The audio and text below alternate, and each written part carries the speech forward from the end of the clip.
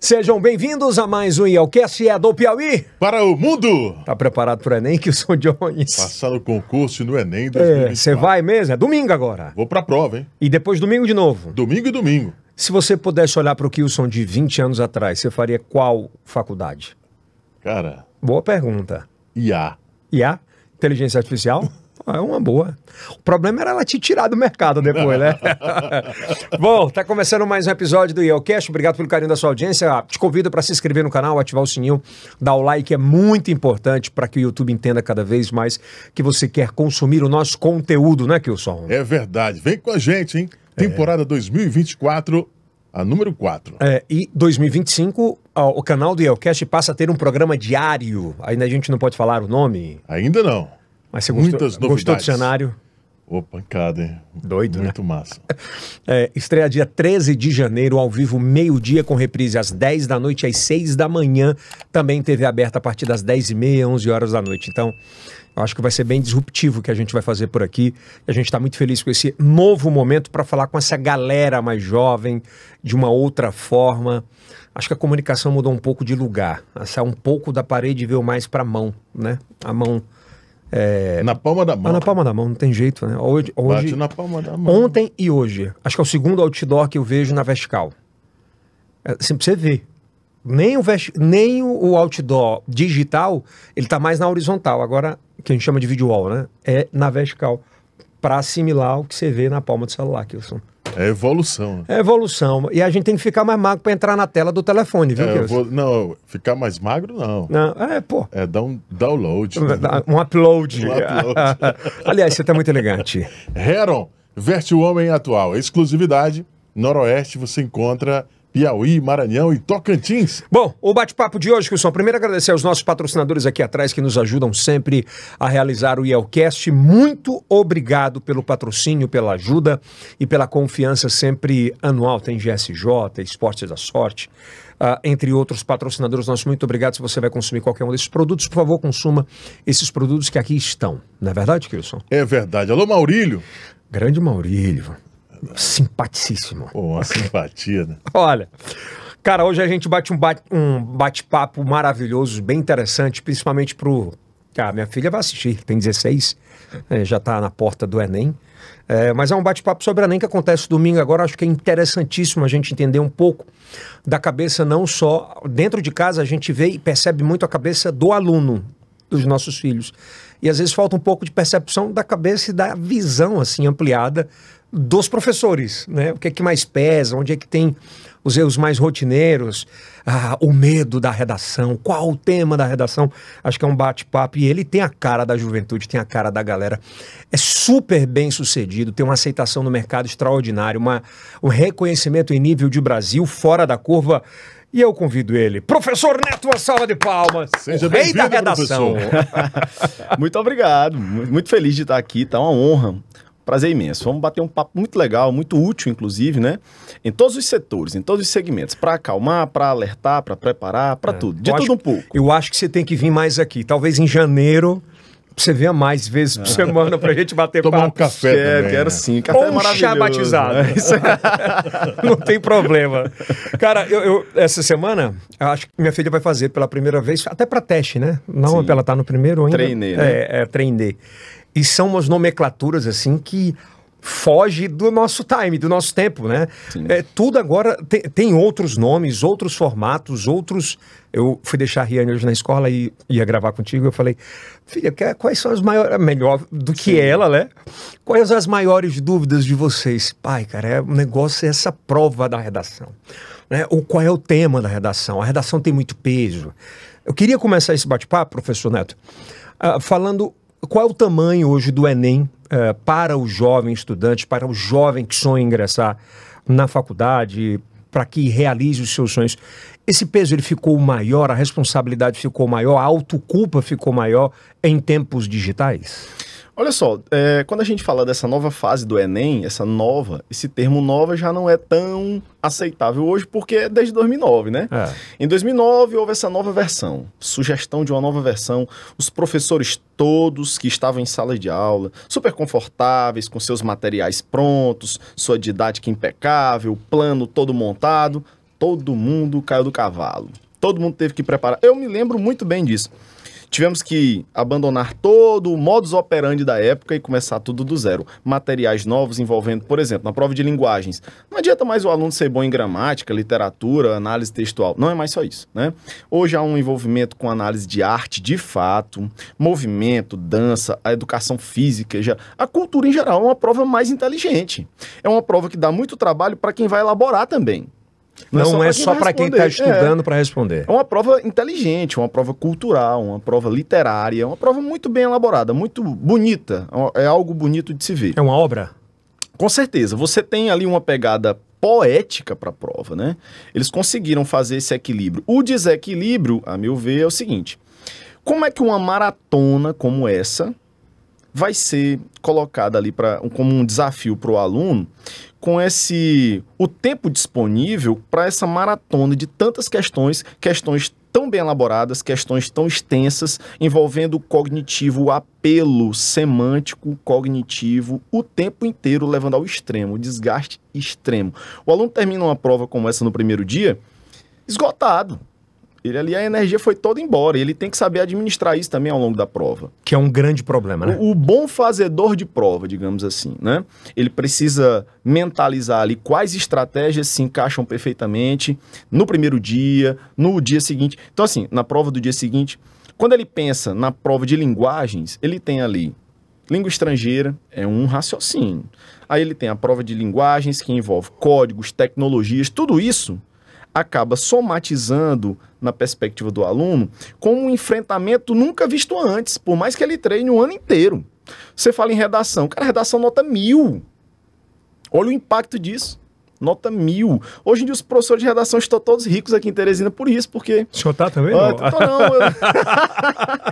Eu tô na parte do professor mais de linguagem. A produção textual hoje, ela tomou ali, ela ganhou um relevo, uma porção... Uma prateleira coisa bem... nunca vista.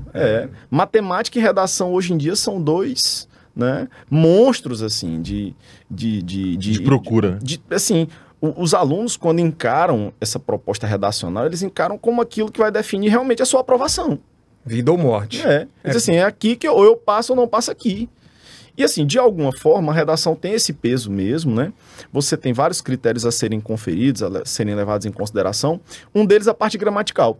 Você acredita que quem tem nota 980, por exemplo, é um 1000 técnico.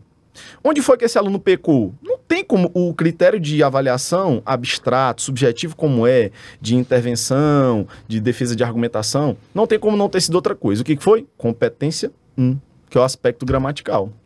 Mas, professor, por exemplo, na cabeça deles, essa correção, acredito eu não estou nessa fase, eu estou em outra fase.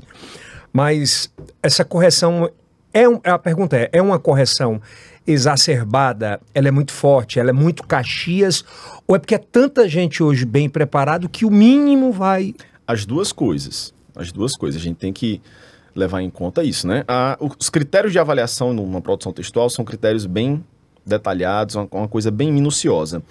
Mas a competência 1 não, a competência 1 permite até que você tenha ali mais de um deslize gramatical. Agora, os alunos estão tão focados nas intervenções, nas propostas de intervenção cultural, repertório, que estão deixando o básico, estão esquecendo o básico, estão deixando de fazer a lição de casa, que é o quê? A parte gramatical. Todas essas redações de nota 980, 960, 900, são notas que quando você vai ver, o que foi que deu errado? O que foi que deu errado nesse plano? Parte gramatical, competência 1. É uma pontuação, uma acentuação gráfica. Em sala de aula, o que eu tenho visto? Os alunos estão desvalorizando a gramática normativa. O professor que entra em sala de aula para trabalhar a gramática normativa focado na competência 1, na produção textual do aluno, ele enfrenta o descaso do aluno. O aluno está muito preocupado com a defesa de ideias, a organização. Quando tu fala de descaso, é basicamente esses três ou outros descasos? Assim, a parte gramatical é o que tem. No meu caso, por exemplo, eu assumi algumas turmas, alguns projetos voltados especificamente para a competência 1. Eu vim para resolver o problema, digamos. Fui contratado para resolver o problema dos alunos que estão muito desleixados em relação à gramática. Eu venho trazer a seriedade, o compromisso. E eu tenho percebido que isso é realmente o grande problema. Aluno que tem uma redação com ideias maravilhosas, errando acentuação gráfica. Com um repertório maravilhoso. E errando pontuação, errando vírgula, não sabe onde é que botar vírgula. Então essa fragilidade é ainda hoje o bicho-papão. Quem souber focar nisso já tem uma vantagem em relação aos concorrentes. Ó, um bizu. Na época da gente era um bizu, né? É, bizu. Você sabe de onde foi que veio esse negócio de bizu? O quê? Numa escola, tinha um professor de matemática muito criterioso, o cara era muito Caxias, né? O cara pegava no pé de todo mundo, ele era muito assim. E aí o que acontecia? Tinha um livro desse cara, ele tinha publicado um livro, o nome dele era Tal Coisa Bizu, era o sobrenome dele. E esse livro trazia muitas facilidades, muitas dicas. Muitos desvios, entendeu? Muitos atalhos. E esse livro só tinha um nessa escola e rolava de mão em mão, era uma fila imensa de gente esperando por esse livro. Aí, passa o bizu, era o livro do professor fulano de tal bizu. Aí ficou essa história de bizu como um facilitador, um atalho, né? Que é usado em tudo. Na redação tem seus bizus também. Hoje tem outra terminologia sobre isso? A gente usa bizu. Aí, assim, existem outras, por exemplo, no meu livro. Eu não falo bizu, eu achei muito brega falar bizu, né? Aí eu uso, são os mnemônicos. Os mnemônicos são... Pô, mas não é maior do que bizu, pô. Mas é mais chique. Brincadeira aí. Mnemônicos? Mnemônicos. Pela minha ignorância, o que significa? São facilitadores de memorização. Dá um exemplo. Por exemplo, acentuação gráfica. Se fala em acentuação gráfica, a regra das paroxítonas. São muitas terminações porque nós temos mais palavras paroxítonas do que qualquer outra coisa em língua portuguesa. Então, a regra das terminações...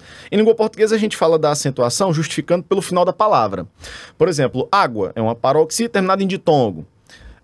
Éter, paroxítona terminada em R. Como são muitas terminações, você cria um mnemônico. Ran, num lixão, PS, ditongo. Ran, num lixão... Cada letra dessa representa uma terminação da regra.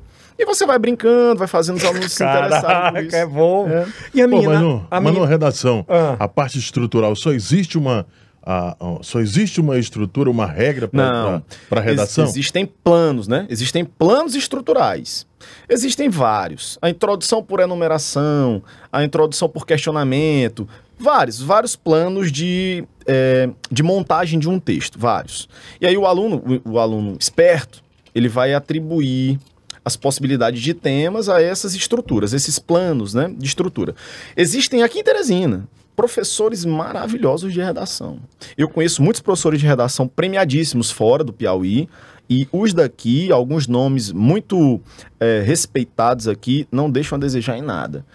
Eu acompanho o trabalho, são meus colegas, e eu vejo como é o processo de montagem do texto. É um negócio fantástico. E funciona muito bem. Antigamente, aqui em Teresina, nós tínhamos alguns nomes também. Não vou citar aqui, mas existiam alguns nomes. Mas se quiser falar... Por exemplo, eu vou falar bem, Você tinha o Roberto Alencar, aqui em Teresina. Roberto Alencar, curso famosíssimo, cara. Sala, professor, dei aula lá. Salas lotadas. Sala Roberto Alencar. O maior número de aprovações era do Roberto Alencar. Na época do jornal impresso, né? Você tinha a primeira página inteira, toda só de primeiros lugares. Primeiro lugar, geral, medicina na UFP. Aluno da sala Roberto Alencar. Ele tinha um programa, um plano de montagem infalível. Os alunos todos só faziam adaptações, para que não fosse a mesma redação. Adaptações. E treinavam temas diferentes. Então era uma coisa que funcionava muito bem. O tempo foi passando. E aí ele teve que fazer ajustes. Mas eu me lembro dessa época porque eu dei aula lá. Eu muito novo, iniciando. Eu ainda estava na universidade e ele me chamou para dar aula lá. Eu já gostava de desafios em relação à sala de aula, domínio de sala de aula, esse enfrentamento mesmo, né? A ideia de que você tem que acompanhar o fluxo. A língua portuguesa ela tem uma dinâmica que ninguém consegue conter ou deter. Então, a dinâmica histórica da língua portuguesa. E eu entrava lá para dar aula de quê? Antes era outro não, mas hoje que é competência 1, era antes o aspecto ortográfico. Emprego de letras e os alunos que tiravam notaça na redação, errando isso, cara. Até hoje. Até hoje. Até hoje, entendeu? Em concurso público, que é outra esfera. Né? Um erro histórico, né? Até hoje. Literalmente. Você vai para concurso público. O que a galera mais teme? A gramática normativa. O que tem tirado as pessoas da aprovação do concurso público? Língua portuguesa, gramática normativa. É uma coisa que eu não consigo entender. Como é que você lida com esse código desde o início do seu processo cognitivo de linguagem, de comunicação? É a língua portuguesa que você usa. Deixa eu te fazer uma pergunta. Por exemplo, o telefone não pode ter prejudicado essa competência 1 para os jovens? Quando eu falo sobre isso, é que você escreve na escola, treina muito pouco... E é no telefone o tempo inteiro, com o WhatsApp, fazendo o autocompletar de quase todas as frases. Isso pode te prejudicar de alguma forma? O internetês foi assim, um fenômeno que mudou radicalmente esse quadro. O jovem, qual é o benefício? Tem um ponto positivo e um ponto negativo. Ponto positivo, o jovem hoje volta a escrever blogs, E na internet só que tem textos, testemunhos, depoimentos, né? Ele se expressa mais. As legendas. As legendas. Eles se expressam mais. Antes, para você encontrar uma linha escrita por um jovem, amigo, era mais fácil achar uma nota de R$200. Ele não escrevia. E hoje ele escreve. Mas ele escreve dessa forma, contando com a correção, né? A autocorreção. Ele escreve o internetês, ele escreve lá do jeito que ele quer. VC. Pô, essa coisa já batida, já tão debatida. O fato é que ele precisa ter essa maturidade, esse discernimento. Aqui na internet eu posso escrever dessa forma, na minha redação não posso. Então, se ele respeitar esse padrão de discernimento, que na prova é a norma culta, padrão, e ele tem essa habilidade de ajustar, porque todos nós aqui temos essa capacidade de ajustar. Vocês dois que são comunicadores, vocês sabem que para se comunicar, você tem... O que significa comunicar? Tornar comum. Se eu for falar com uma criança, eu tenho que me ajustar a esse perfil de entendimento da criança. Eu me lembro uma vez... Eu sou maçom, né? Aí eu fui participar de uma palestra. O Demolei é o filho do maçom, né? Até 21 anos de idade ele é Demolei. Aí eles nos chamam de tios. Aí eu ia saindo de uma reunião maçônica e um deles me parou e falou assim: tio, tem como... foi em 2012, quando eu publiquei meu primeiro livro, que foi sobre o atual acordo ortográfico. Aquele frenesi momentâneo, ninguém sabia o que era, todo mundo fazendo cara feia para o atual acordo ortográfico. Eu vi aqui um viés, né? Uma oportunidade, e lancei o primeiro livro. E aí ele falou assim: professor, é sobre... Não, professor não. Tio, é sobre o atual acordo ortográfico. Você tem que fazer uma palestra aqui?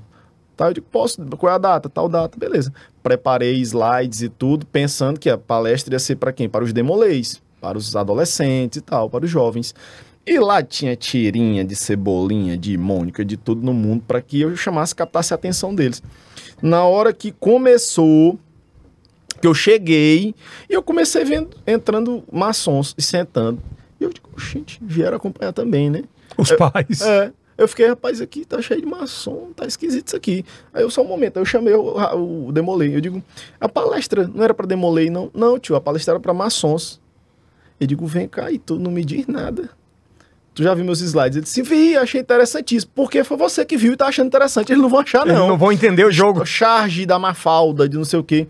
Eu digo, não, pô, então não vou usar o slide, não, desliga. Ou seja, eu fiz uma adaptação da linguagem para o público diferente, né? A linguagem tinha que ser diferente para o maçom. Assim, a gente tenta trabalhar do nível mais alto, de consciência, a linguagem mesmo. É como roupa, né? Você ajusta de acordo com a situação. É um chip para cada lugar. É como se diz hoje, é uma skin, né? A skin do professor, a skin do... Mas é bem isso. Ainda falando sobre redação, acabei que a gente começou o papo, estava tão bom... nem te apresentei direito, professor. Se é que precisa apresentar, mas como a gente tem audiência do Brasil, eu queria que você apresentasse para quem está em casa, né? Eu trabalho com língua portuguesa há 20 anos, metade da minha vida. Tenho 40 anos, há 20 anos eu trabalho em sala de aula. E hoje eu tenho livros publicados. O primeiro livro, como eu falei, em 2012, foi o Novo Acordo Ortográfico, naquela confusão de ninguém sabe como é, por que é, o que mudou, o que não mudou. O primeiro livro. O segundo livro foi A Gramática Completa, na editora da Paraíba. Eu sou professor de um curso lá na Paraíba. E a editora comprou esse projeto e a gente publicou. E o terceiro livro é sobre questões. Por quê? Porque eu estou muito inserido no concurso público, né? De 2006 para cá, eu venho migrando para o concurso público. E migrei totalmente de 2010 para cá. Só trabalho com concurso público. Aliás, um dos campeões no Nordeste em concurso em aprovação. Graças a Deus. E aí eu fui migrando e acabei que migrei totalmente. E depois retornei, né, para o Enem. Por conta dessa maluquice que é o desafio. Redação nota 1000 e ninguém sabe escrever, e o que estão deixando de... O que está tirando o sossego do aluno do ensino médio é a prova de português, 45 questões, é uma maratona, né? Realmente uma guerra aquilo, né? Eu vou fazer essa pergunta, ela pode parecer ignorante, mas acho que ela tem um fundo muito forte de dúvidas de várias pessoas no concurso público e para o vestibular. Para o vestibular não, para o Enem. A época do vestibular, eu lembro que existiam bancadas que analisavam, né, as redações, e tinha uma galera que corrigia o gabarito e tal. E a gente está numa era de IA, de inteligência artificial. Acho que uma dúvida muito forte do aluno é quem corrige a prova dele. Se é IA ou se é professor. É a Iara, o João. São duplas, né? São duplas de corretores. Vários amigos meus são corretores. Vários. O aluno às vezes nem sabe que o próprio professor dele é corretor. né? Mas isso no Brasil, como é que funciona? Porque, assim, é por estado? Por exemplo, aqui em Teresina, nós temos professores corretores que corrigem os textos que são enviados para eles. Não tem assinatura na redação, exatamente para que não exista fraude, né? Então, assim, tudo online? Não. Aqui, ó. Na mão, na correção. Concurso público. Aqui na mão, a correção. E quando a minha nota diverge muito da sua, aí tem um terceiro para corrigir, para tentar equilibrar. Agora, nunca é para mais. Sempre é para menos. Por exemplo, eu dei 1.000, você deu 980, não vai para 1.000 a nota, não. Fica em 980. Por isso que a gente fala que é um 1.000 técnico, né? Então, IA não entra nesse jogo. Cara, assim, a proposta é de que, se existe alguma intervenção da IA, seja algo que não seja decisivo. Tipo gabarito. Não é. Aí com certeza, né? Mas não é decisivo, não é aquilo. Não é a análise da ideia, a argumentação, a defesa. Isso é muito subjetivo. É porque você tem que compreender a narrativa. O aluno tem que ser bom o suficiente para que o corretor seja convencido de que aquela ideia é boa e que foi bem defendida. Vamos lá, você como corretor, vamos imaginar aqui. Não sei se você também é. Não sou corretor oficial. Mas pela literatura, financeiramente, né? Mas vamos lá, um corretor de uma redação do Enem, ele começa por onde e quais os patamares que ele exerce nessa correção? Pronto. Quando a gente pensa na correção, a gente pensa assim, mas se o corretor for mais exigente que o outro, a nota é diferente. Tomara que caia na mão. Não é assim. Existem os critérios. Eles já são todos programados para saberem, por exemplo, o que vai ser considerado uma boa ideia, o que é uma ideia mediana, o que é um bom argumento, o que não é, qual repertório é melhor que outro. Então eles já estão, os possíveis temas já foram esquematizados para a galera que vai corrigir. Então eu já tenho ali um padrão do que é considerado um bom argumento, o que não é. Eles já estão meio que encaminhados para isso. Não tem essa carga subjetiva tamanha. Mas quando eu te pergunto, primeiro ele vai para pro repertório ou primeiro ele vai pro... Aí é uma coisa mais técnica, né? Provavelmente, eu não sei como te dizer com certeza, mas provavelmente a primeira leitura seja mais estrutural, né? É mais fácil perceber erros gramaticais, né? De estruturação, e a partir daí a defesa das ideias. Mas o caminho contrário também não vai fazer tanta diferença, não. Eu acho que aí entra a individualidade do corretor em algum momento. Eu corrigi muita redação na minha vida, muitos textos. Como é que você corrigia a redação? Como é que eu fazia? Por exemplo, como eu tenho uma habilidade gramatical, então eu consigo olhar de uma forma, fazendo uma varredura gramatical, eu consigo olhar de uma maneira mais ampla para isso. Então eu já fazia ali mais ou menos Já fazia uma varredura e dizia assim, Eu já fazia ali mais ou menos as anotações necessárias em relação à estrutura. Aí depois disso eu ia para a parte realmente que leva mais tempo. O cara vai fazer uma leitura, perceber que existem elementos de coerência que devem ser, né, de maneira pontual, devem ser avaliados. Quando a gente pensa num plano geral, a gente tem ali o aspecto estrutural, gramatical, que a gente chama de competência 1, mas você tem a parte mais subjetiva da coisa, que é a coerência, a coesão. Então, os elementos que são levados em conta são basicamente muito detalhados num plano de ação. Mas vamos lá então, professor Neto. Essa é a pergunta de $100 que o senhor Agora é a hora, hein? Professor Neto, se você pudesse dar uma dica, compartilha com o amiguinho que vai fazer o Enem, hein? Qual a redação ideal? Qual a estruturação? Se você pudesse dar uma dica para quem está assistindo, qual seria? Como você faria a redação do Enem 2024? Certo. Olha, quando você pensa na redação, essa parte da dissertação, é informação, certo? Então essa informação ela tem que ser pontuada de maneira que você se posicione, que não seja... É um meio termo. Você, quando vai trabalhar o aspecto da ideia, né? Você faz o seu rascunho, a ideia, as conexões mentais que você faz em relação ao tema, você começa a estruturar o seu texto no rascunho. Então você vai fazer ali a seleção das principais ideias relacionadas ao conhecimento que você já tem, né? Você faz associações ao que você já tem em memória, o conhecimento que você tem prévio, e você vai organizar dentro de um plano que tenha linearidade. Tem uma continuação, uma ideia continuada. Eu não posso começar um texto, por exemplo, e seguir um caminho incoerente. Muitos alunos fazem, sabe o quê? Intervenções constantes. Isso enfraquece a ideia central. Um exemplo. Quando você, por exemplo, a intertextualidade. A intertextualidade é um ponto positivo. Se eu estou defendendo um posicionamento, vamos falar sobre educação. O meu texto vem falando sobre educação e eu estou aqui pontuando alguma coisa não tão otimista, tá? Eu estou sendo mais realista do que otimista no meu texto sobre a educação pública. Para trazer veracidade, credibilidade para o que eu estou dizendo, para o meu posicionamento, eu trago uma citação de uma instituição, de alguém, de uma autoridade que tenha credibilidade. E eu vou pegar emprestado essa credibilidade para o meu texto. Essa intertextualidade é ponto ganho. É ponto meu. Estou ganhando com isso. Mostra que eu bebo em outras fontes, que pessoas concordam comigo, que isso traz autoridade para o meu argumento. Mas se eu fizer isso demais, aí os avaliadores chamam de coxa de retalhos, porque eu perco a identidade textual, né? Eu estou costurando ideias de outros. A palavra texto quer dizer tecido. Então, a partir do momento que eu vou costurando ideias de terceiros, eu vou perdendo a minha identidade textual. Então, os alunos eles estão fazendo muitas intervenções, vão fazendo citações o tempo todo, até dos mesmos filósofos, entendeu? Dos mesmos pensadores. Chegam a citar aquilo que não existe? Esse miojo. É perigoso pra caramba, né? Antigamente, você acredita que antigamente tinha essa ilusão, né? Primeiro, parecia folclórico isso. Se você citar alguém, ninguém vai lá pesquisar para saber se é não. Você vai correr esse risco. Isso é um plano muito sério, né? É um projeto muito sério para sua vida. Isso, a redação, ela é um documento. Ela vai colocar ali contra a parede tudo aquilo que você trabalhou o ano inteiro, imaginando intervenções, o repertório cultural. Você coloca lá alguma coisa que você não treinou antes, é bobeira, é vacilo. Eu acho que é dar mole demais, né? Bom, professor, entender um pouco a questão da estrutura, existe uma redação nota 1000 que seja menos do que 30 linhas? É porque assim, quando a gente pensa é diferente para concurso público. Em concurso público existe um cálculo feito que é assim, por exemplo. Eu já vi professor falando assim, o aluno não tem que escrever 30 linhas, porque ele não vai conseguir ser interessante e manter essa performance dele também em 30 linhas, né? Mas existe um cálculo feito em concurso público que você vai dividir a quantidade de erros pelo número de linhas. E você quer que o desconto da sua nota, por exemplo, eu tirei 10, né? A redação começa com nota 10, digamos. Eu tenho nota 10 no concurso. Eu vou tirar dali um cálculo, eu vou tirar dessa nota 10 o número de erros dividido pelo número de linhas. Para essa conta ser um desconto menor, eu tenho que escrever mais linhas. Então o professor que chega e diz assim, ó, escreva 25 linhas, tá bom demais, você não vai conseguir a sua performance em 30 linhas. Cara, tem concurso que é de 30 linhas, tem concurso de 60 linhas. Se eu vou dividir pelo número de linhas para tirar cada vez menos da minha nota, quanto mais linhas eu escrever, melhor.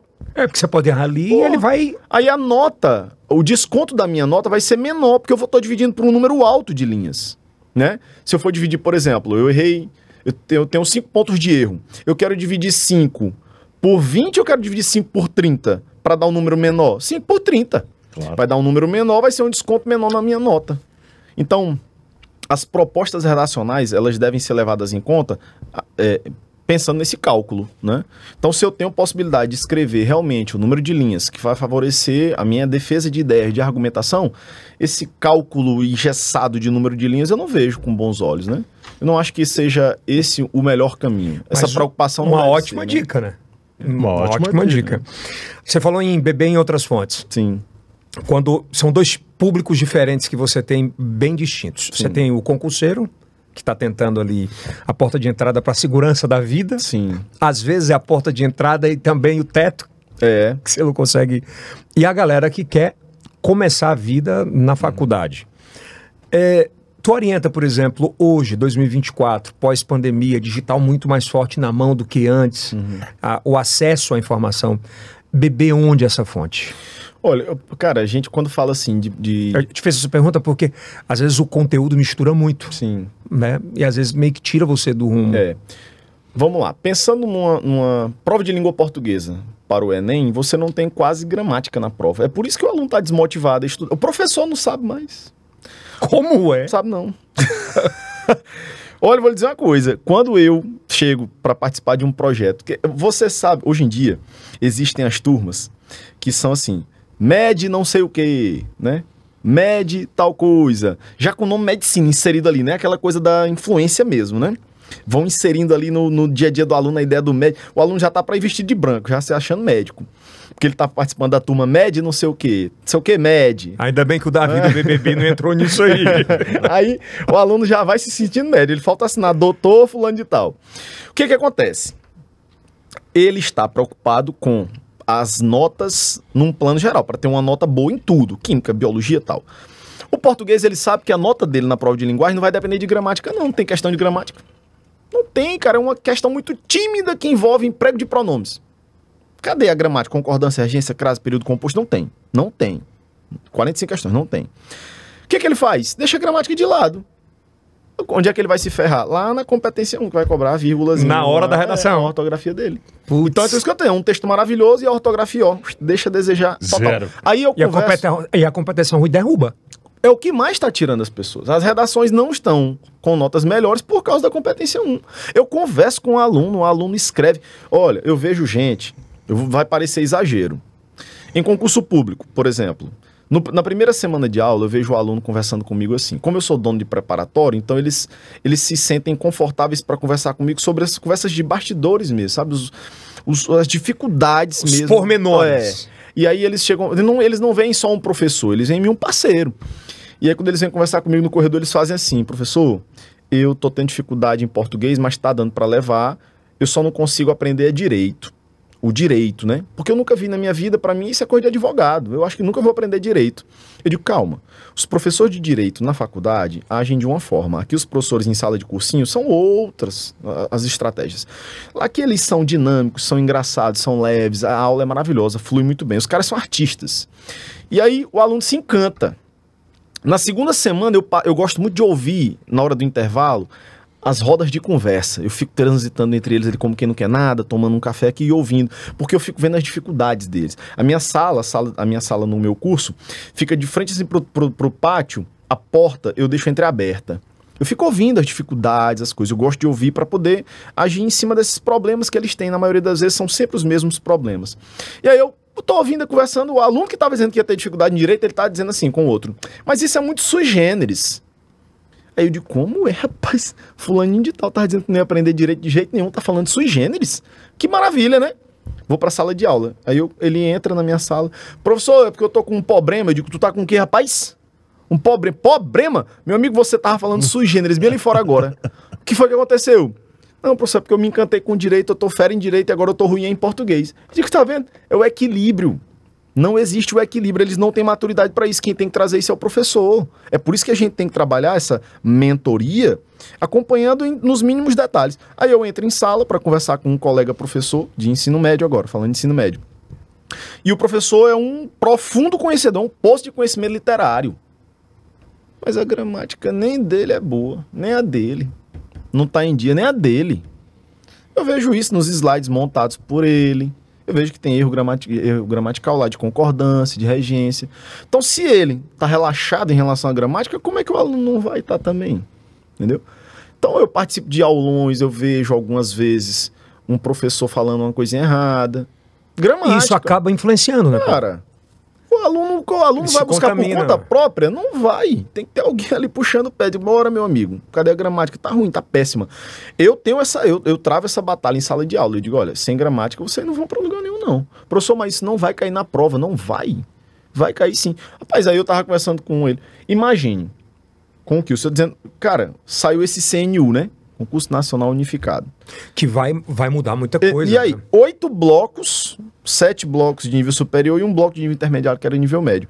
Nos 7 blocos de nível superior não teve prova de português. Como assim? Rapaz, até agora eu tô assim também. Como assim? Eu tava numa live no meu Instagram, acompanhando a live do ministro. E aí, a live oficial, né? E eu aqui com os alunos, galera, vai ser massa demais, o maior concurso do país. A banca SES Gran Rio, uma banca ótima ao elaborar provas de língua portuguesa, uma banca experiente, era que elaborava os vestibulares de antigamente. Prova de português top, cara, todo mundo empolgado, eita, e eu pensando, rapaz, vai ter muita turma, né? Vou ganhar dinheiro demais, turma de português aqui. Quando saiu... Nada! Não teve prova de português. Por quê? Rapaz... Mas assim, aí na tua cabeça... Assim, não, porque assim, o que tem? Tem uma prova de questões discursivas. As questões discursivas são questões que eles vão responder com textos. Mas são questões de direito, questões técnicas. Então eles vão responder e vão avaliar o português dessas respostas. Mas não é suficiente. Como é que eu vou desvalorizar? Isso para mim foi uma sabotagem. Como é que eu vou boicotar? Como é que eu vou sabotar a maior precariedade, cara, do brasileiro, que é a língua portuguesa? E de como falar, né? Esse pessoal de como escrever. Esse pessoal que vai assumir esses cargos lá nesses órgãos federais vão usar que língua, né? A portuguesa não. Vão usar português e sem saber. Não tiveram nem que estudar. Você acha que vai ser corrigido Só teve... Vai. Eles disseram lá, inclusive assim, que essas falhas, algumas falhas, serão corrigidas. Haverá alteração para o próximo. Eu estava até conversando com o Wilson dizendo, cara, eu preciso de uma regularidade. Isso precisa ter uma regularidade. Se é a cada 2 anos, a cada ano, a cada 3 anos, não tem. Eles botam 6.470 vagas, 6.480 vagas. E ninguém sabe quando é que tem o próximo. Agora, muitas vantagens, né? No CNU, inegavelmente, nós temos muitas vantagens. Por exemplo, o Kilson mora em Campo Maior, você mora em Picos, eu moro em Teresina. Nós 3 moramos em cidades com localidade de prova. Antes, para fazer uma prova lá, sei lá, de um tribunal, do Ministério Público, lá em Brasília, eu tinha que ir para Brasília. E muitos alunos não tinham como custear isso. Né? Muitos não tinham como custear isso. Ele agora vai pagar só uma inscrição, não vai precisar viajar, porque é localidade de prova. Só no Piauí são 5 cidades com localidade de prova, tem no Brasil inteiro. Então ele tem essas facilidades que foram muito bem-vindas. Essa é presencial? É, ainda presencial. 2028 é a lei geral dos concursos, a nova lei. Que vai ser a digital. É, vai ser ou totalmente digital ou parte digital. Não, mas vamos lá, o cara vai fazer o concurso público do computador dele? Em casa. Não, peraí. O concurso para médico de prefeitura, médico de estado, professor. É porque assim, começa sendo só para alguns órgãos federais. Mas o que eu tenho visto nesses 20 anos é que todos os outros passam a imitar. Mas quem é que vai fiscalizar, pô? Vou lhe dizer. Já existe esse programa em provas de nível superior, como é EAD, né? É faculdades particulares? Pós-graduações e tal. É assim, as pós-graduações, os MBAs, alguns já são assim, algumas etapas são online, assim, digital. O que acontece? O aluno ele vai instalar lá no computador dele um programa que vigia. Um programa fiscal. O brasileiro... E aí, para onde ele olha, o programa tá vendo, ele não pode olhar para cima muito tempo, ele não pode olhar para baixo muito tempo, ele não pode tirar aqui o olho aqui da tela, não. E todas as movimentações de mouse e de teclado, tudo isso está sendo fiscalizado, vigiado pelo programa. E aí, ele vai fazer essa prova. Ele vai fazer essa prova. Existem vantagens? Sim. O resultado vai sair mais rápido, né? O resultado é na hora. O resultado é na hora. É antes, né? Mas é isso. E quando não é assim em casa, é num lugar que é chamada... É a sala assistida. Vai ter um fiscal e você vai ter lá pessoas de frente do computador, cada um na frente do seu computador fazendo isso.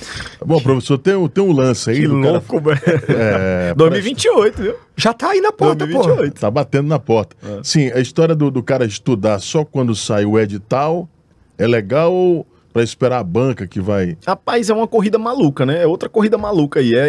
Tanto lá na questão da redação, que eu vejo os professores morrendo querendo acertar tema, aluno maluco querendo acertar tema, como se não tivesse passado o ano estudando para fazer esta bendita redação. Essa outra corrida maluca é isso aí. A pessoa espera sair o edital. E já tá pior, porque agora sai o edital e é suspenso, como teve agora, Guarda Civil Municipal. Saiu o edital, esperado por muitos, saiu o edital, suspenderam. O aluno, cara, cabeça de aluno é um negócio maluco. O aluno espera sair o edital para saber se vai ter mesmo o concurso. Aí sai o edital. Ele agora não espera só o edital, não. Ele ainda espera um tempo para saber se vai ser suspenso. Rapaz, demais. O certo é estudar antes, cara. Estudar antes. Existem disciplinas básicas. Português, por exemplo. O aluno consciente, aquele com chance real de aprovação, ele começa a estudar português logo porque ele sabe que é um passo. É uma etapa necessária. 50%? Pô, se não for mais, porque o que eu tenho visto na área de saúde, por exemplo, alunos que acertam todas as questões da prova de legislação do SUS, acertam todas as questões da disciplina tal, na hora de português acertam duas. Uma prova de 15 questões, acertam 2. De 15? Acertam 2. Então, isso é um problema. Acerta mais inglês do que português. Né? Se botar inglês, eles acertam mais do que português. Então, assim... Qual é a estratégia que funciona? Estudar português, as de base. Português, matemática, raciocínio. Tudo bem que alguns concursos não tem matemática e raciocínio, mas português é de lei. Então, tem português? Comece estudando português, porque você já está um passo à frente do seu concorrente, cara. Isso é uma corrida. Essa fila em busca de uma vaga, em busca da aprovação, é uma fila que anda. Ela não está estagnada, não. Ela é dinâmica. Você que estudou português, já resolveu o problema com português? Você já está à frente ali. Você já vai para outra disciplina. Saiu o edital, você alinha. Você vai ali alinhar o perfil da banca. Hoje, o melhor resultado de candidato para concurso público é aquele que estuda o perfil da banca. É por isso que as turmas de português hoje, todas as minhas turmas, elas são específicas para a banca. Tem uma banca do Ceará aqui que está tirando sossego de todo mundo, que é o IDECAM. O pessoal até brinca chamando de IDECAM. né? O IDECão, ele tem um perfil totalmente diferente. Quem estudou para concurso a vida inteira pode jogar fora sua experiência todinha se você não alinhar para o perfil do IDECão. Antigamente, você ia a uma banca aqui em Teresina, no centro, você comprava um livro lá, dessa grossura assim, aí tinha na capa assim, PRF. Você estudava só por aquele livro e passava. Quando no outro concurso era MPU, ele mudava só a capa. Tirava a capa de PRF, só a capa, e botava MPU. E passava. Hoje em dia, cara, o aluno tem que ser... Ele tem que fazer 1000 coisas ao mesmo tempo. É por isso que existem os recursos, né? A aula. Antigamente você assistia a aula, você estava atento o tempo todo, memorizando e anotando tudo. Depois que a aula acabava ali, não tinha mais como ver de novo. Só suas anotações e o que você tinha memorizado. Hoje está no YouTube. Hoje, o aluno assiste que abusa. O aluno vê uma vez, 2, 3 vezes, quando ele tá vendo pela 4ª vez, ele já bota velocidade 2.0. Aí um aluno foi dizer, rapaz, o que foi que eu vi uma vez agora, essa semana? O aluno mandou uma dúvida para mim, professor, nessa parte da aula que eu não entendi bem o que você falou. Eu disse assim, qual era a parte especificamente? Aí ela fez um corte e mandou pra mim no WhatsApp. Eu cliquei, deu play, né? Quando eu dei o play, foi assim, ó. Eu tava desse jeito aqui no quadro. Aí eu falei assim, não, mas nem eu entendi. Essa parte eu não entendi mesmo, não. Que diabo de aula foi essa? Ela disse, não, professor, porque eu já vi 3 vezes. E já tô na 2.5. Na 2.5. Eu digo, cara, para com isso. Que ansiedade é essa? Não faça isso. Tem prejudicado muito. Muito. Né? Digo, não faça isso, rapaz. Assista. Não faça. Ah, não faça isso. Como diz meu sogro. Não faça isso, rapaz. Pelo amor de Pelo Deus. amor de Deus. Viralizou. E eu tô dizendo isso pros alunos também. Eu aprendi e tô usando. Não faça isso, Mas a ansiedade. E nessa geração Z, parece que isso aflorou de uma forma. O imediatismo, o se comparar. Eu conheço crianças, quando eu falo crianças jovens, né, de 16, 17 anos, que se uma aluna amiga tira uma nota 1/10 a mais, ela começa a se comparar e é choro. Cara, é muito história, doido, né? É você projetar a sua felicidade na medida da felicidade do outro. Você chega pra alguém, o chefe passa na sua sala, bate aqui na porta. Oi, Neto, tudo bem? Cara, eu queria te dar os parabéns pelo seu excelente trabalho, vou te dar um aumento de R$5.000. Aí fecha a porta e sai e eu tô aqui morto feliz. Morto de feliz. Aí eu vou contar pro meu colega na sala ao lado, que trabalha na mesma função que eu, bato na porta dele. Rapaz, tu não sabe. Tô morto de feliz. O Yeltsin passou aqui, meu chefe acabou de dizer que vai me dar um aumento de R$5.000, que meu trabalho é excelente. Aí a pessoa que tá ouvindo isso diz assim, cara, parabéns. Ele passou aqui também agora, falou que vai me dar R$7.000 de aumento, porque meu trabalho é excelente. A tua felicidade já é comprometida. Acabou. já diminui. Que filha da P, cara. Me deu 5 e deu 7 pro cara. Se eu te der um navio, tu vai ficar feliz, não vai não, Kilson? Se te der um navio. Certeza. Se eu te der 30 navios, tu vai ficar 30 vezes mais feliz? Não, né? Se for igual do Neymar, melhor ainda. Né? Se eu tiver 30 navios iguais, tu não vai ficar exatamente 30 vezes mais feliz. Então, assim, isso é muito subjetivo, cara. A gente tá numa medida maluca de pensar no outro.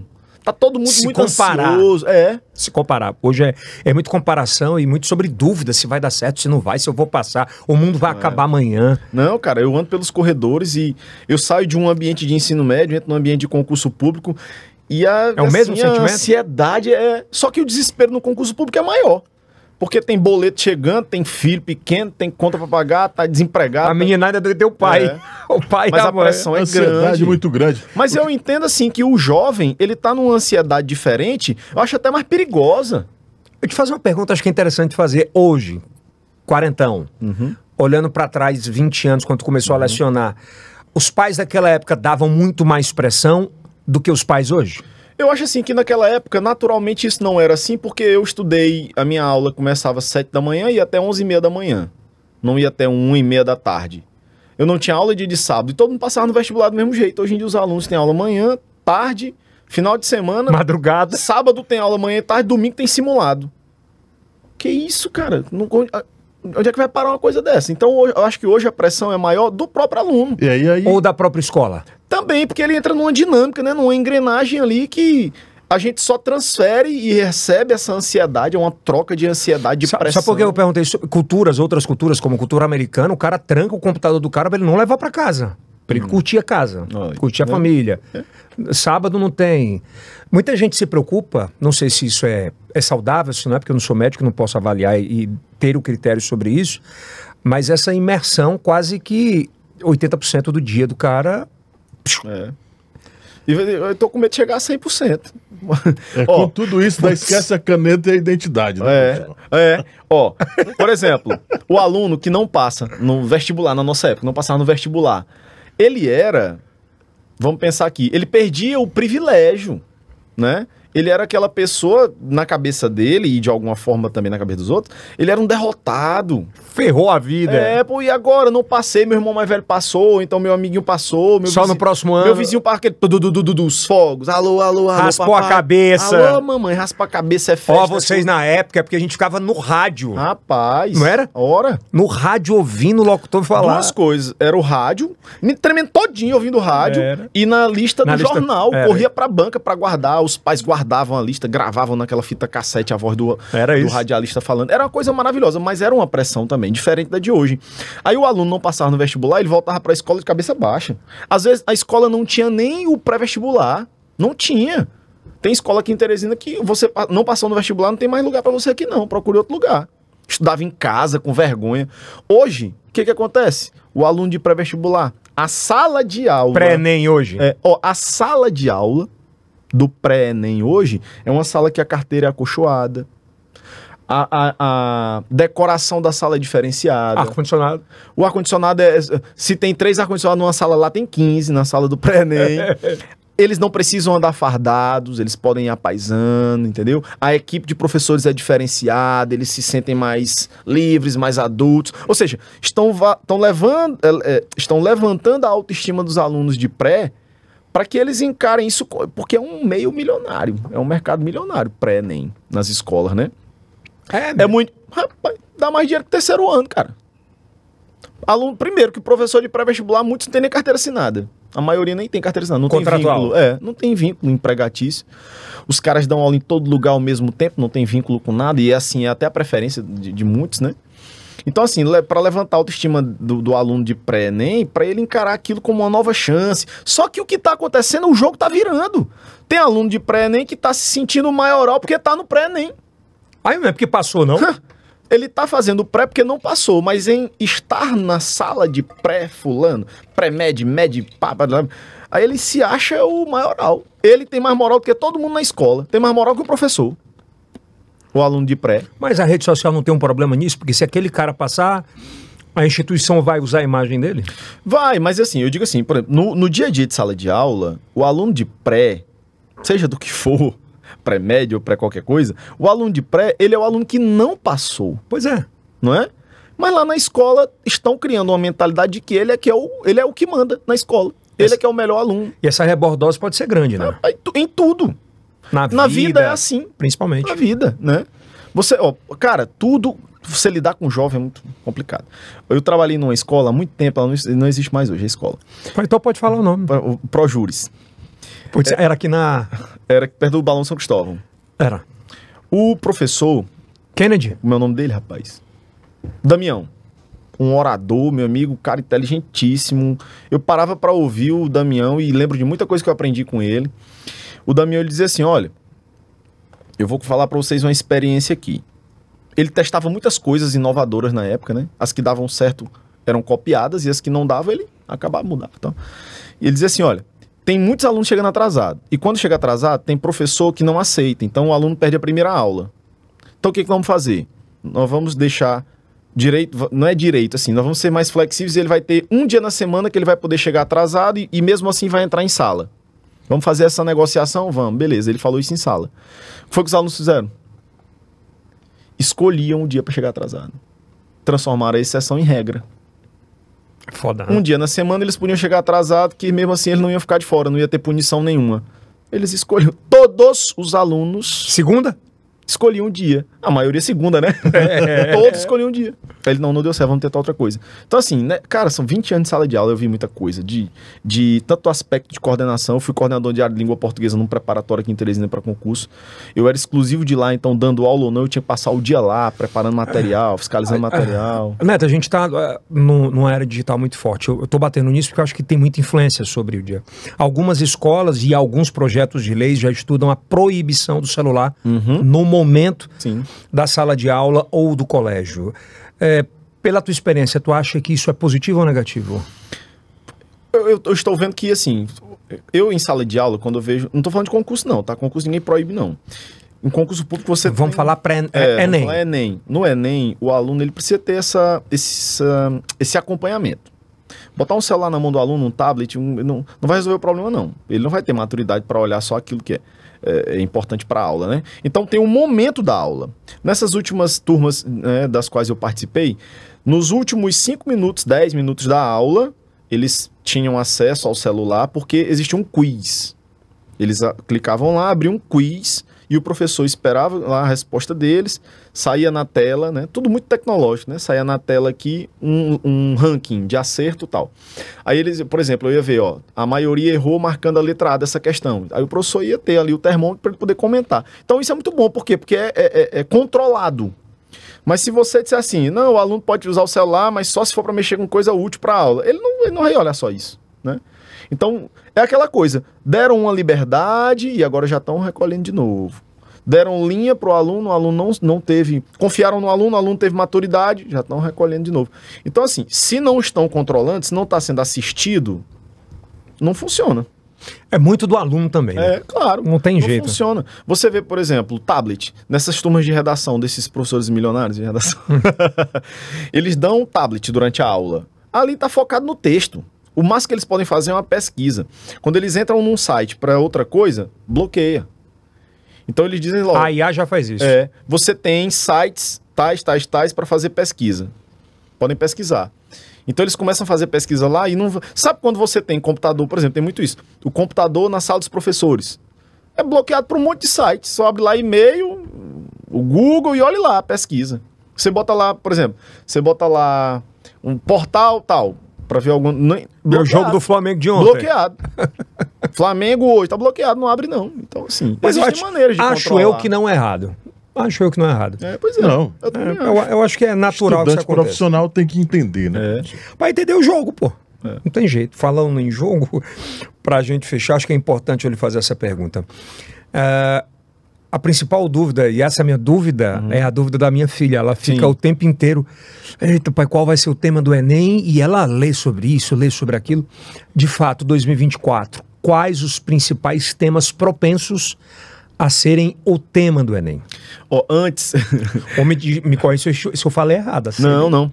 Acertei no português aqui? Não? Sim. Tá com medo já. Eu já disse, antes vou corrigir a pessoa. Eu tô falando pouco, eu tô com medo de errar, velho. Telecurso 2000. Pouco corresponde. Antes, é importante o aluno entender que o que vai fazer a diferença mesmo é o que ele fez durante o ano, o preparo, né? O passo a passo, todo o treinamento, tudo aquilo que ele desenvolveu de habilidade é o que vai fazer a diferença na redação. Não vai ser o tema que vai surpreender o aluno negativamente, ficar nessa obsessão por descobrir qual é o tema. Professores que estão colocando todo o seu trabalho em jogo porque não acertaram o tema ou acertaram. Essa obsessão pelo acerto do tema, isso não é o que funciona, cara. Não é esse o propósito, né? O propósito é você ter uma estratégia bem treinada, elaborada, corrigida pelo professor. Todas as vezes que você fez, o professor corrigiu, sugeriu uma reescritura, você fez. Isso é o que vai fazer você ter uma boa performance, um bom desempenho na prova de redação. O tema é consequência. Você vai encontrar um tema que você tem qualquer conhecimento associado a ele, ótimo, você está confortável. Mas mesmo quando é um tema que você não domina, você tem toda aquela estratégia treinada o ano inteiro. A gente tava conversando antes aqui, eu dizendo, cara, o professor hoje ele vai para a internet para dizer que acertou o tema, mas também como é que não acerta? Na aula dele ele trabalha 1 ou 2 temas, discute com os alunos. Aí ele manda uma lista com mais 10, 15 temas para o aluno estudar. Na outra aula, mais uma lista com 10, 15. No final do ano tem quantos temas aí, moço? Aí quando sai o tema, ele acertei, olha aí, tá na aula tal, da semana tal, ele tem print, tem tudo. Mas isso não é assim, cara, não é esse o critério principal. Mas muito bem, falando dos possíveis temas, nós temos a IA, tá muito cotada a IA. A inteligência artificial hoje faz parte de nós, né? Do então, dia a dia, literalmente. Então, assim, é um tema muito... possível, né? Com certeza.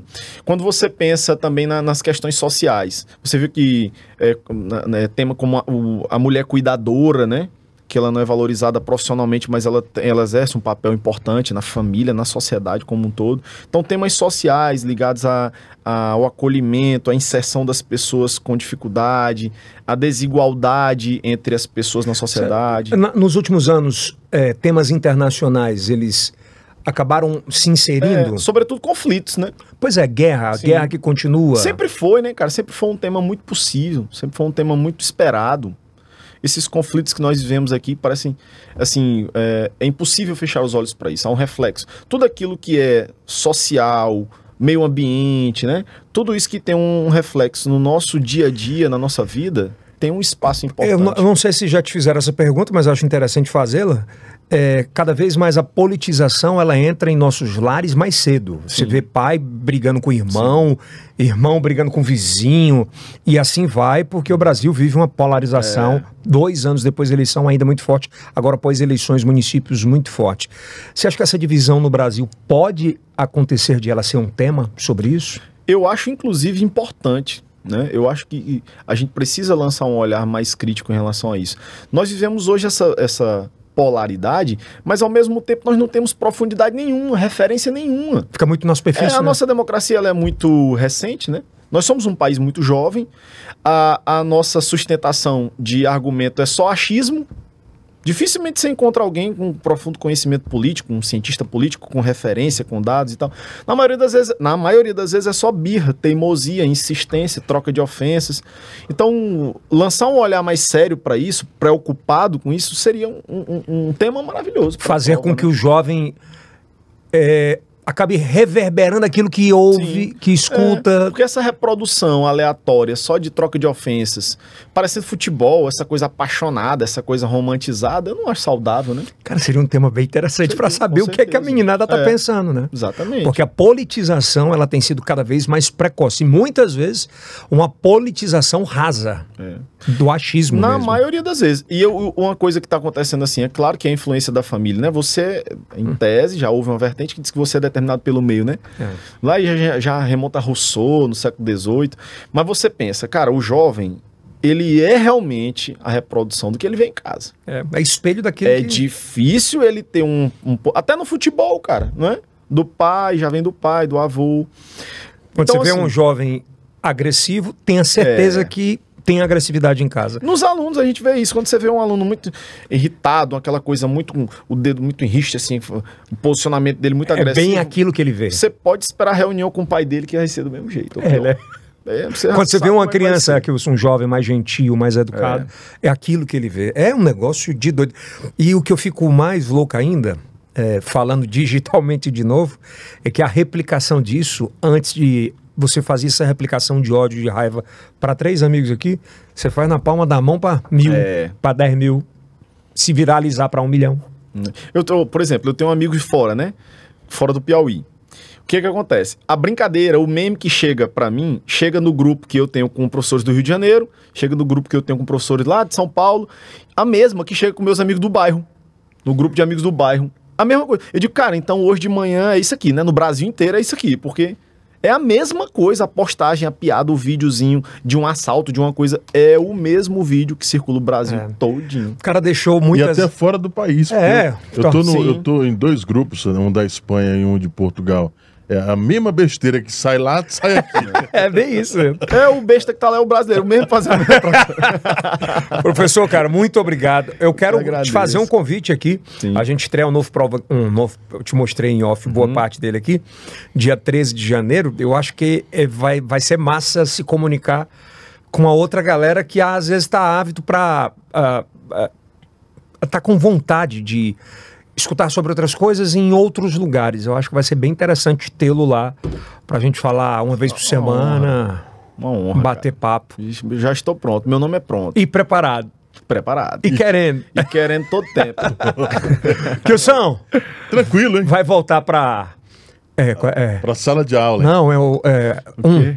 Hã? A minha filha fala o dia inteiro, isso eu fico esquecendo.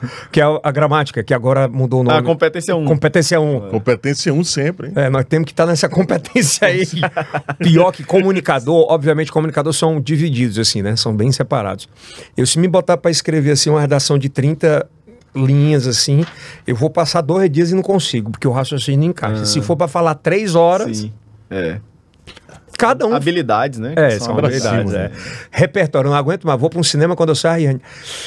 Pai, esse filme tem um repertório bem legal. É bem isso, né? É sempre isso, cara. O tempo todo é assim. A Forja. A Forja, né? Tem isso. A gente vai assistir, ela disse, pai, que repertório maravilhoso pra... Mas isso é massa, né, cara? Então ela tá contextualizada, ela tá usando a linguagem certa na hora certa, pensando da maneira certa. E ela vê coisa jovem, vê coisa um pouco mais e vê... Retrô. Tá se descobrindo como comunicador e não quer ser, mas vai nesse rumo. Obrigado, professor Neto. Que agradeço, cara. Sempre. Uma aula aqui. Valeu, professor Neto. Eu acho que é um presente de verdade. Para os jovens, isso vai rodar muito. Aliás, você que é jovem, minha filha, Riane, compartilha no grupo das amigas aí. Com certeza, ajuda a gente. A última pergunta, pode, professor. Vai. A gramática física ou a da internet? Hoje em dia, quando a gente fala em produção de publicações, né? Eu tenho uma gramática física e tenho em formato PDF. O problema do PDF só é cara, o rateio. Uma vez me botaram num grupo de WhatsApp de rateio, sem saber que eu era o professor autor do livro. Eu falei assim, não, vocês estão de brincadeira, é pegadinha. Eu tô num grupo de rateio do meu livro. Isso é contra a lei, rapaz. Hackeando, os caras estão mandando de graça. Na universidade, por exemplo, um compra o livro, todo mundo tira cópia de uma parte do livro. Isso é crime. E agora no liseira. PDF, liseira grande. E agora no PDF é assim, cara. Tem gramática minha rolando aí pra tudo quanto é grupo. Na Bahia, por exemplo, tinha um grupo na Bahia.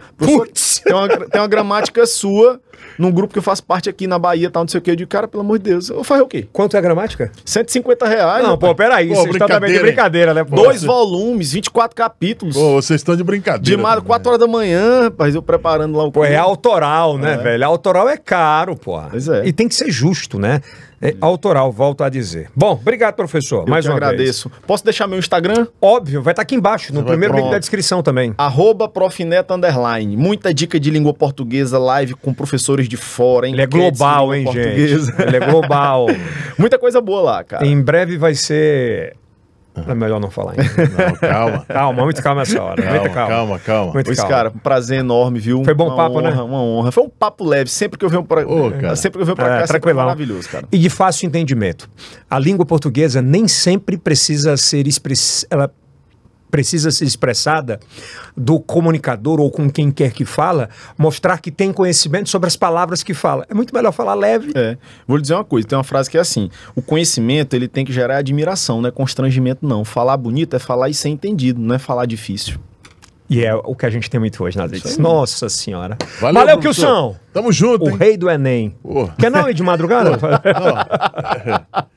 Domingo eu tô lá. Tá lá. Bom, assiste o próximo episódio de Maratona. Esse aí é o Cast do Piauí. Para o mundo. Até a próxima, Enem.